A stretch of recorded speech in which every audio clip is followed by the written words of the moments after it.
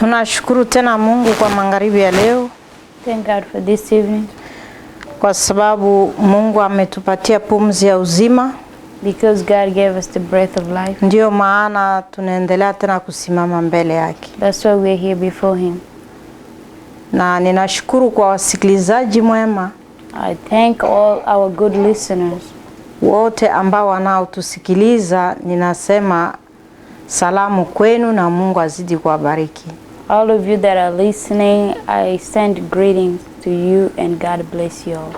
Hivi tutazungumza juu ya neno la Mungu kwa siku ya leo. We're going to talk about the word of God today. Kichwa ya maandiko inasema wakati ni karibu. The title says the time is near. Tuombe Mungu. Let's pray. Bwana, tunabariki jina lako tena kwa uaminifu wako kwa sababu ni Mungu. Asante kwa upendo wako tena kutukusanyisha kwa magharibi ya leo. Neno lako nasema wawili watatu wakikutana Mungu uko katikati yao. Na tuko zaidi ya wawili watatu na wandugu na wadada ambao wanaendelea kutusikiliza kwa magharibi ya leo. Mungu tawala pamoja nasi, wacha neno lako ipate nafasi katika mioyo zetu. Tufundishiwe na wewe na acha ile neno ipate kutusonga tuwe karibu na wewe. Asante Bwana, kwani wewe ni Mungu na wakati imekuwa karibu, utusaidie tuweze kumaliza mwisho vizuri. Tunakushukuru kwani wewe ni mwema, kwa jina la Yesu Kristo. Amen. Amen. Tutafungua katika kitabu cha Apocalypse. We're going to open the book of Revelation. 22. Revelation 22. Tutaanza verse yake ya 10. We're going to start from 10 mpaka 16. up to 16. Revelations 22:10 to 16. And he said to me, do not keep prophetic words of this book a secret, because the time is near when all this will happen. Whoever is evil must go on doing evil, and whoever is filthy must go on being filthy. Whoever is good must go on and doing good, and whoever is holy must go on and being holy. Listen, says Jesus, I am coming soon. I will bring my reward with me, to give to each one according to what he has done. I am the first and the last, the beginning and the end. Happy are those who wash their robes clean and so have the right to eat the fruit from the trees of life and go through the gates into the city. But outside the city are the perverts and those who practice magic, the immoral and the murderers, those who worship idols, and those who are liars, both in words and deed. And I, Jesus, have sent my angels to announce those things to you in the churches. I am descended from the family of David. I am the bright morning star. Tutasoma Kifransa nasema et il me dit ne scelle point la parole de la prophétie de ce livre, car l'état est proche. Que celui qui est injuste soit encore injuste, que celui qui est souillé s'essuie encore, et que le juste pratique encore la justice, et que celui qui est saint se sanctifie encore. Voici, je viens bientôt et ma rétribution est avec moi, pour rendre à chacun selon ce qu'est son œuvre. Je suis l'alpha et l'oméga, le premier et le dernier, le commencement et la fin. Heureux ceux qui lavent leur robe afin d'avoir droit à l'arbre de vie et d'entrer par la porte dans la ville. Dehors, les chiens, les acheteurs, les épudiques, les meurtriers, les idolâtres et quiconque aime et pratique le mensonge. Moi, Jésus, j'ai envoyé mon ange pour vous attester ces choses dans les églises. Je suis le rejeton de la postérité de David, l'étoile brillante du matin. E hapa tunaona katika kitabu ya Revelation, we see in the book of Revelation, wakati Yohani alikuwa katika ile ya Patmos, when John was in a hill of Patmos, Mungu aliweza kutuma malaika kwa kuweza kusema kila jambo ambalo utakaofanyika katika dunia. God sent the angel to tell him everything that is going to happen to the world. Na zaidi katika kanisa la Kristo ambao waliendelea hata kuabudu ndani. Mostly in the churches that they were worshiping in. Kusudi wapate kujua mambo ambao itakapofanyika. So that they will know what will happen. Ndiyo maana katika hii kitabu, hii ni mafundisho makubwa kwetu. In this book is a big lesson for us. Na kila wakati nasema hii Biblia ni uzima mzima hapa tunaona. All the time we say the Bible is life, as we say. Sababu sio kama kitabu ingine ya kawaida. Because it's not a regular book. Lakini hii ni neno la Mungu na inabeba dunia mzima ndani. This is the word of God which takes over all the world. Ndiyo maana Yohani wakati alipokuwa katika ile Patmos, that's why John, when he was in that hill, Mungu aliweza kutuma ile neno kwake. God sent him those words. Kusudi apate kuitangaza katika dunia. So that he will announce it in the world. Na ile wakati ambao alipokuwa katika ile Patmos hata kufika leo ni mamiaka na mamiaka ya ambao lishapita miaka mengi, lakini neno la Mungu inabaki pale.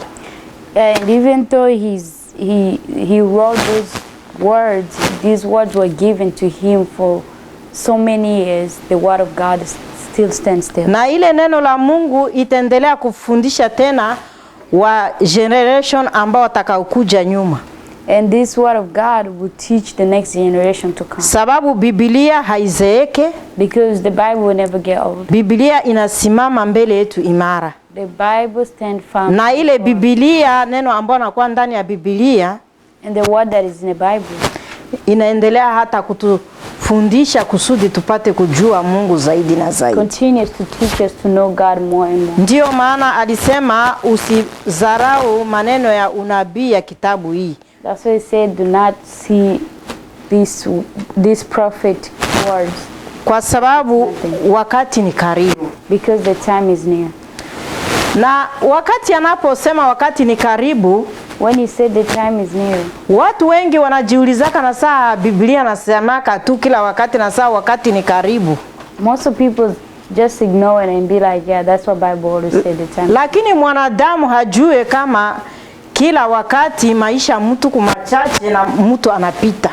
But what human don't understand is that our life is short. You can pass away anytime. Lakini neno la Mungu anasimama pale tu. But the word of God stands. Na mwenye kushika neno la Mungu njoo atabarikiwa. And those who take hold on the word of God, they are the blessed. Na mwenye ambao naona neno la Mungu ni ya faida kwa maisha yake njoo ataona baraka ndani ile neno la Mungu. And those who see the word of God is important in their life, those are the ones that will. Ndio maana Yohani alikuwa anaendelea tu kufundisha. That's what John kept teaching. Lakini wenye kusikia walisikia.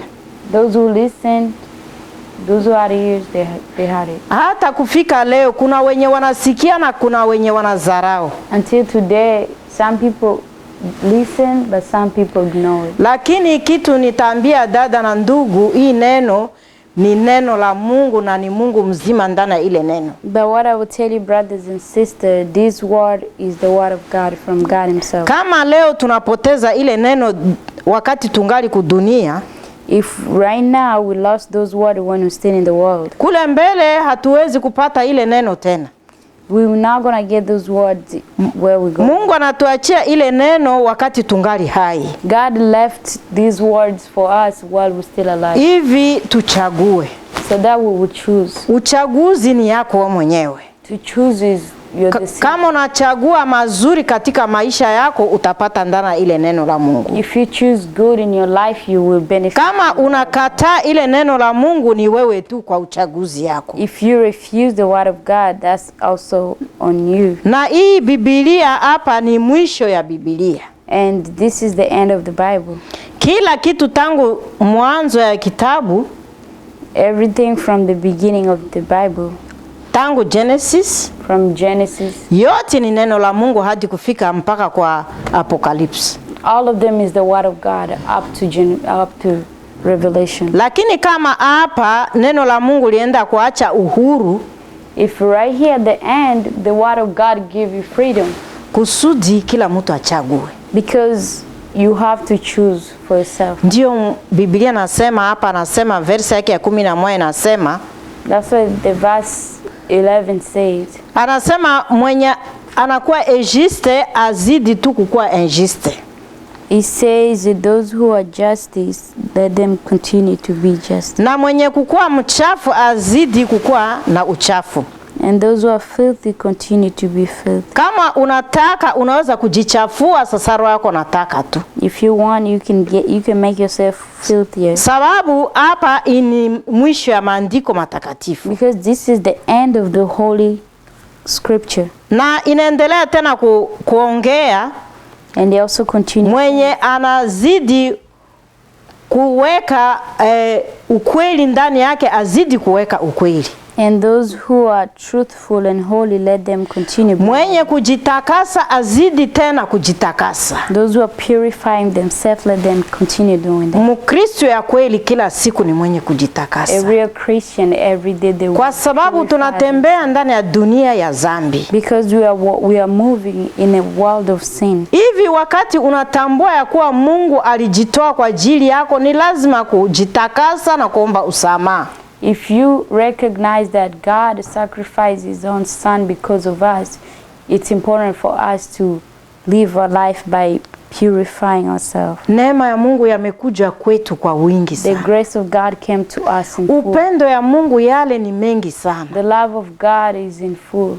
Kama tunaangalia kwa majaribu, kwa hatari mingi ambayo inaendelea kutuokoa. If we see in all the troubles and temptation that is saving us from, Hii ni Mungu, yeye ni mwema sana.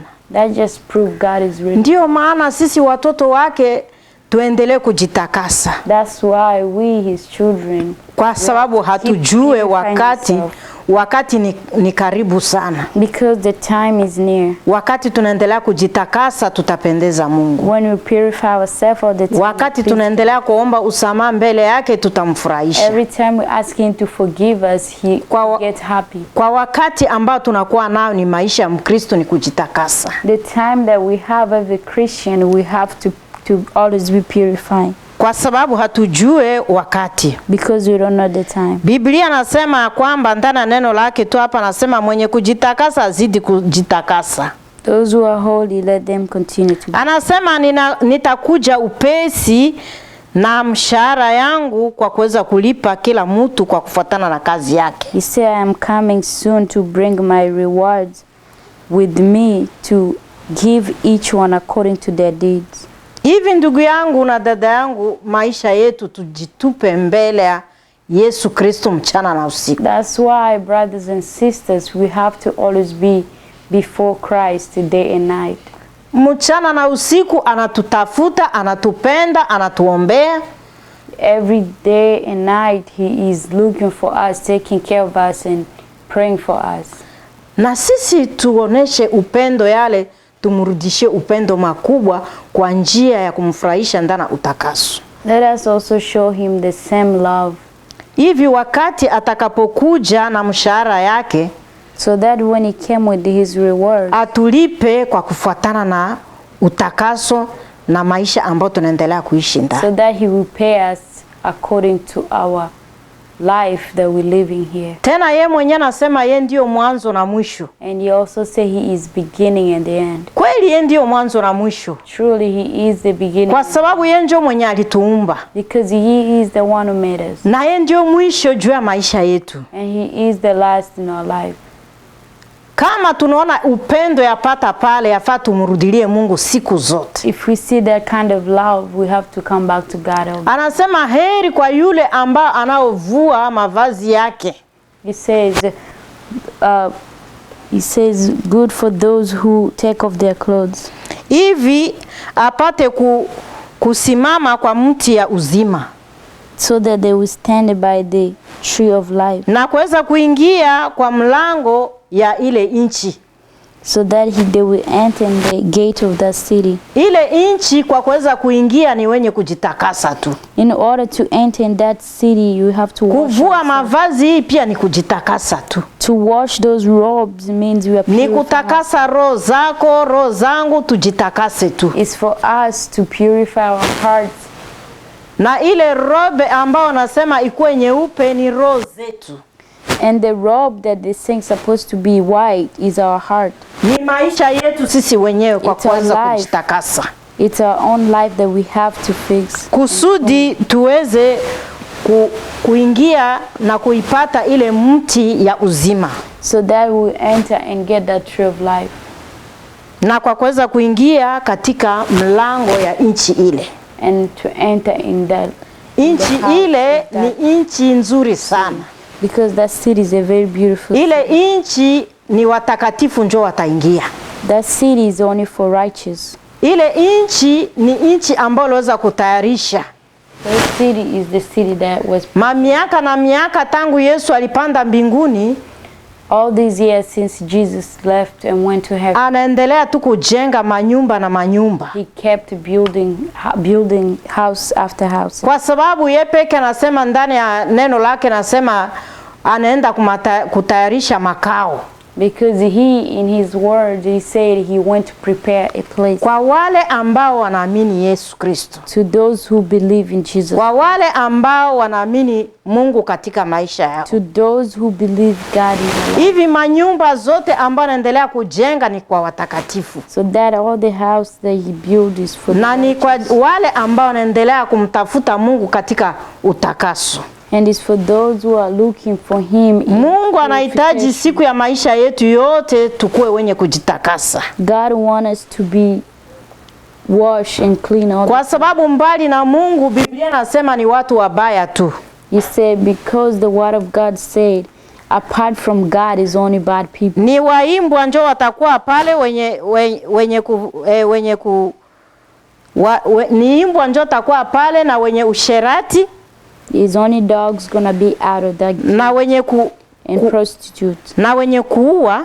And the murderers. Na wenye kuabudu sanamu. And those who worship statues. And na wengine wenye ambao wanataka siku yote waishi katika hali ya uongo. And those who like to live their life in lies. Mkristo hawezi kuwa mwenye kudanganya. Christian cannot lie. Yafaa siku yote kukontrole maisha. We have to check our life. Kwa sababu mwenye kukontrole maisha yetu ni Baba yeiko.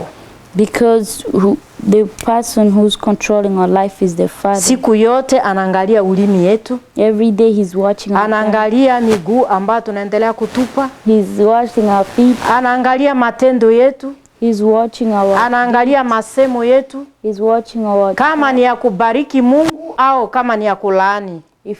If whatever we sing out of our mouth. Kama ni ya matusi au kama ni ya kufurahisha Mungu. If it's for cursing or it's to please God. Ile karaktere yote mtoto wa Mungu hawezi kukaa ndani. All these characters, karaktere mubaya yote yafaa tunaipuka. All the bad characters we have to leave it out. Tuone kitu gani ambao tunaweza kutosha katika midomo yetu. Let's see what we can get out of our mouth. Masemo yote ikue na chumvi ndani kwa utukufu wa Mungu.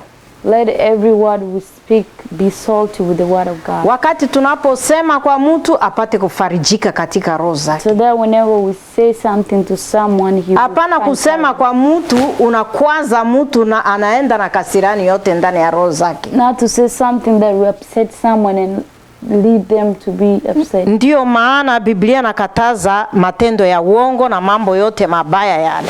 That's why the Bible refuses all the wrongdoing. Kwa sababu Yesu Kristo yeye mwenyewe aliweza kutuma malaika kwa kuweza hata kuchunguza makanisa. Because Jesus Christ himself sent angels to go look in churches. Kwa sababu kanisa la Kristo ndio kanisa ambao watakatifu wanakusanyika ndani. Because the church of Christ is the church where all the Christians gather. Na ndio Yesu Kristo anatuma malaika kila siku kwa kuweza kuchunguza kanisa. That's why Jesus Christ sent angels all the time.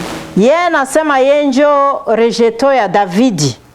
He say he is the descendant of David. Yeye ndio prosperite ya Davidi. He is prosperity of David. Na yeye ndio nyota yenye kung'aa asubuhi. He is the morning shining star. Na Yesu ni mzuri sana. Jesus is good. Na yeye ni mwema sana. He is good. Anangoja wewe na mimi tukuje kwake. He is waiting for you and me. Sisi ni wenye dhambi. We are sinners. Hakuna mtakatifu chini ya jua. Nobody is righteous. Kila wakati tunakuwa wenye kupungukia Bwana. Every time we go, labda kwa mawazo, in our thoughts, labda kwa misemo yetu, in our action, labda kwa matendo zetu, in our actions. Hivi Mungu anahitaji leo ulete maisha yako kwake. God wants you to give your life today to Kwa him. sababu wakati inakaribia. Because the time is near. Usingoje kesho. Don't wait tomorrow. Usiseme kesho ndio nitakamata mpango kwa wokovu. Don't say I will plan to change tomorrow. Kamata decision yako kwa maisha yako leo, magharibi ya leo. Take your decision today, this evening. Utasema pamoja na mimi. And repeat after me. Sema, Baba Mungu. Say, Father God. Mimi ni mbele yako. I'm before you. Sistahili. I don't deserve. Mimi ni mwenye dhambi. I'm a sinner. Ninaomba unisamehe. I'm asking you to forgive me. Ondoa jina langu katika kitabu cha mauti. Remove my name in the book of death. Andika jina langu katika kitabu cha uzima. Write my name in the book of life. Ili mimi pia niweze kukula furaha ya ufalme wako. So that I will eat the happiness of the fruit. Neno lako inatuahidi heri mwisho kuliko mwanzo. Your word is encouraging us better the end instead of beginning. Unisaidie mimi, acha mwisho yangu nikuone mbinguni. Help me to the end so that I'll see you one day in heaven. Unitoshe katika dunia. Remove me from worldly na matendo ya dunia and the na mabaya yote ya dunia. And all the bad things that's going on. Unisaidie nipate kuingia. Help me to get in heaven. Wakati ningali katika dunia, when I'm still in the world, nishike mkono. Hold my hand. Nitembee ndani ya njia zako. Let me walk in your path. Ambao naweza kukufurahisha.